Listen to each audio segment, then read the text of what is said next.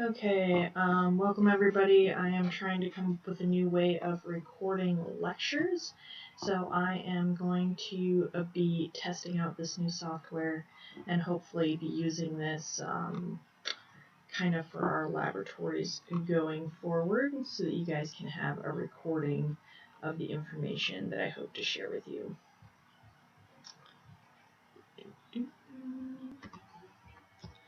So last week, remember, we went over our syllabus and where to find everything in Canvas. And today, and we went over safety in microbiology laboratory, how to stay safe in the lab, and how to make sure that you are protecting you as well as the samples that you're working with, and how hand scrubbing is part of that aseptic technique. So hopefully you guys were all able to accomplish that last week. As you probably know, quizzes are due Sunday, the day, or are due the day before class. So in this case, that would be Sunday, the night before a Monday class. So today we're going to go over microscopy, bacterial cell structures, structure classification of bacteria, and gram staining. So now that we know how to safely work with microbes, we're going to learn how to look at microbes and how to look at microbes using a microscope, how to stain them so you can look at different structures, and about the structure of the bacteria. So let's go ahead and look at the microscopy document. So if you're following along, open up the Microscopy DocX under Lab 2. We are using light field microscopes for this particular class, and I want to just explain a couple things in here that students might find a little confusing, and then go over the parts of a microscope and hopefully be able to share that with you. So if you scroll down, the second paragraph here, we're talking about ocular and objective lenses. So these are two of the three different types of lenses on a microscope. There's also the condenser lens if you're looking for the third type. The ocular lenses are where you're going to be viewing through. The objective lenses are going to have different magnifications. In this case, we're looking at a 4x, a 10x, a 40x, and a 100x. So if you scroll down to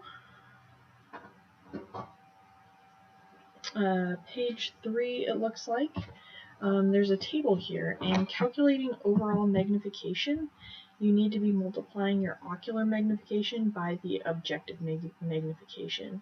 So in this case, for a 4x objective lens, you'd multiply 15 by 4, which is 60.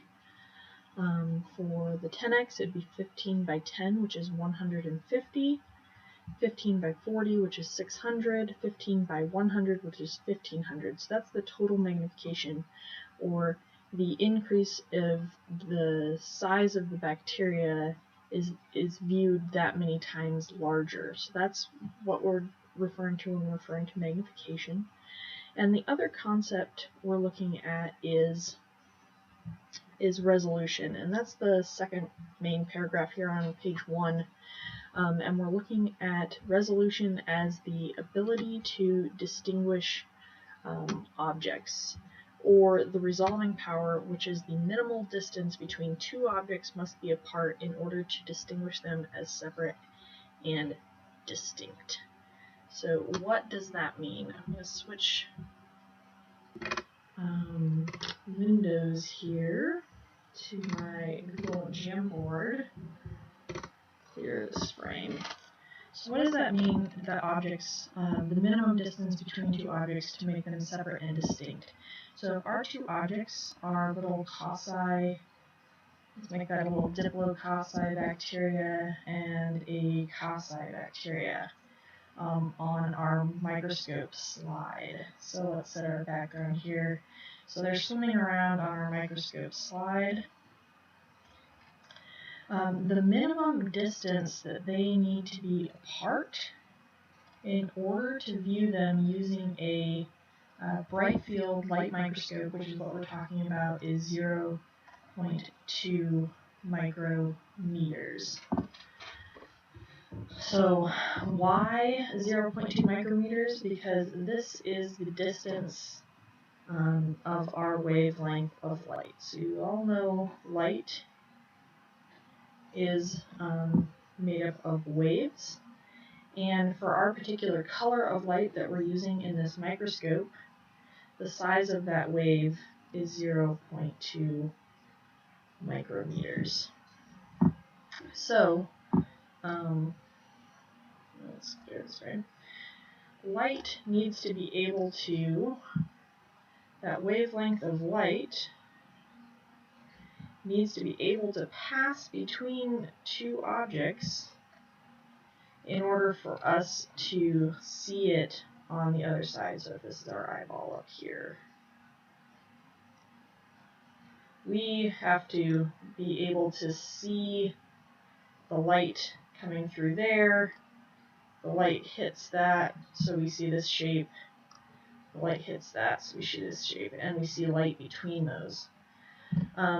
If the objects are closer than 0.2 micrometers, say they're right next to each other, the light hits the object and we see one big object rather than multiple small objects. So it'll just look like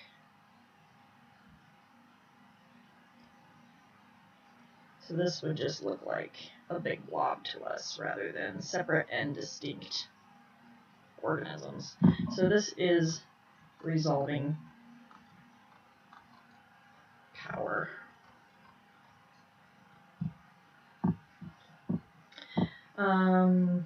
The same is true for the size of microbes. Our microbes have to be at least 0.2 micrometers big in order to see them.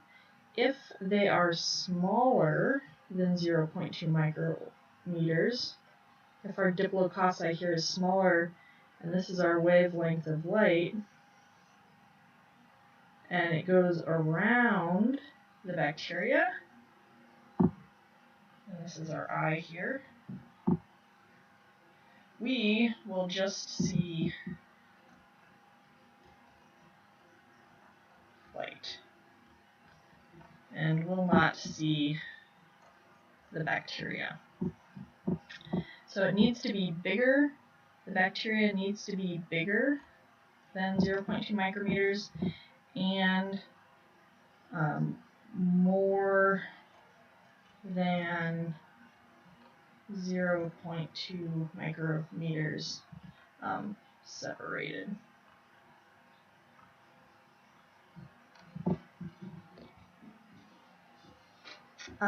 Yeah, so that's kind of messy, but hopefully you guys understand that concept a little bit better now. So just switching. Not very good at this yet. Just switching up. We're going to go back to our document here, and we're going to talk a little bit more about the type of microscope and the different aspects of the microscope. So if we scroll down here, so that gets into all of that information about 0.2 micrometers. This is about how you focus a slide, and you'll go through that in your simulation, part of that. And then down here is the microscope parts. So we are going to look at these microscope parts and label them on our microscope picture here. So let's see if we can, apologize I didn't do this previously.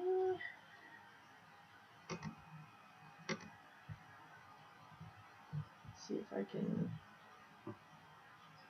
take a picture of this.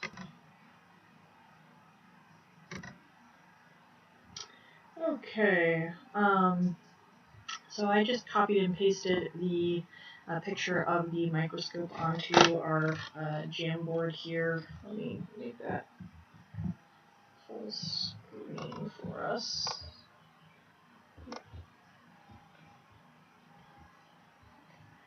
Oops, wrong button. Cool. So let us start naming some of these.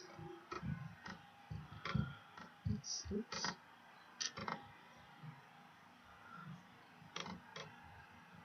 These different functions here. So our first box up here, we are looking at, let's see if I can do a smaller pen here. These are ocular lenses, or eye, referring to ocular lenses. This next one here is our objective lenses, and those are our 4x, 100x lenses. The next box here, we're looking at this structure on the microscope. This is the arm. Next structure we're looking at is this flat structure here. The black area is the stage. And if you think it's pointing to these silver things on top, those are the stage clips, which basically hold the slides. Let's scroll down here. Oops. Oh, that's not going to work. Let's scroll down a bit. Our next one here is the on-off switch, or power switch.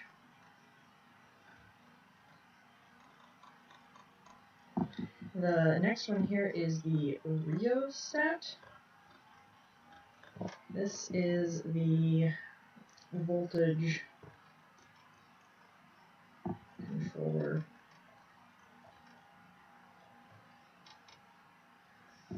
The next one here is pointing to this structure. Let's see if I can undo that.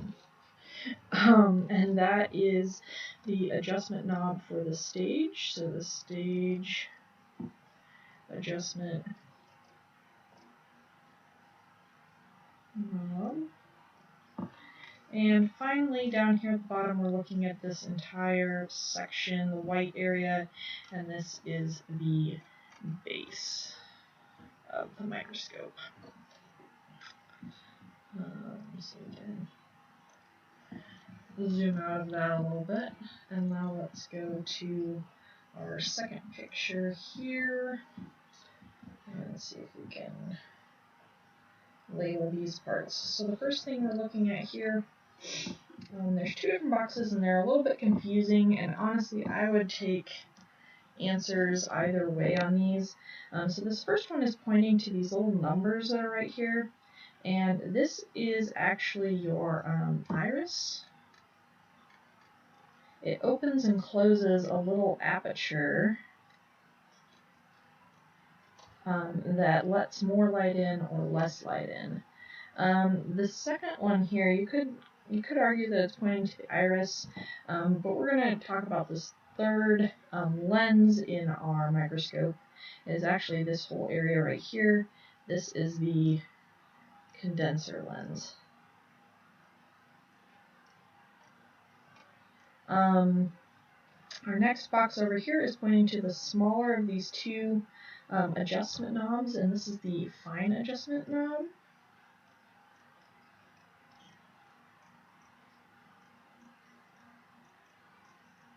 And then the larger of these two is the coarse adjustment knob.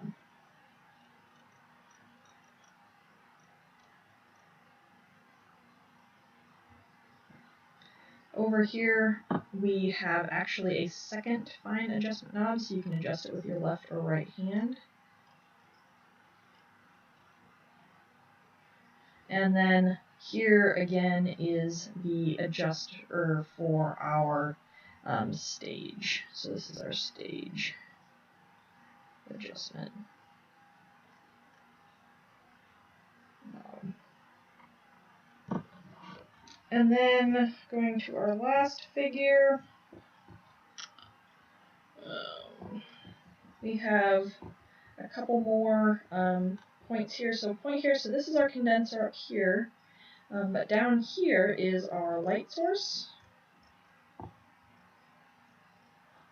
And over here is a little knob that will actually raise and lower your condenser lens. So this is the condenser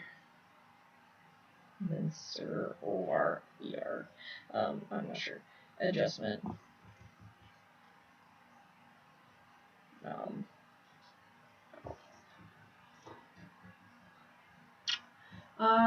Excellent. So let's see. Those are our pieces of the microscope. So let's go ahead here. I'm gonna go back to our CSN documents. And I just scrolled down here to look at these questions. Describe the proper method for carrying a microscope. You always want to carry it by the arm and the base. Parfocal design, so read about what parfocal design means. Resolution, a virus is 10 nanometers. Will the light microscope resolve this virus? So 10 nanometers is much, much smaller than 0.2 micrometers, which means that light would actually pass around the bacteria rather than reflecting off of it and causing a dark shape to show up in our eye because the light's reflected away. So we would not be able to view a virus that was that small with a light microscope. You could view it with other types of microscopes. There's many different types of microscopes, and viruses can be viewed that way. And then working distance. So the rest of these, read about it in this document. Ask questions of the group. Everybody can answer those questions. The next section, structure, classification of bacteria. So there's a simulation for this section. Basically, I think it's a good idea to read through this document and especially study these pictures before doing the simulation. Doing the simulation and then coming back to this document to talk about and do the questions. So also in this document, you get our first type of staining. So staining is a way that we can differentiate different features of bacteria in order to view them for different purposes. First stain we're going to learn about is the negative stain, and then the second stain we're going to learn about is the gram stain. So those will be our two first stains that we are looking at. Negative stain doesn't actually stain the bacteria itself, it only stains the background of the slide because the negative charge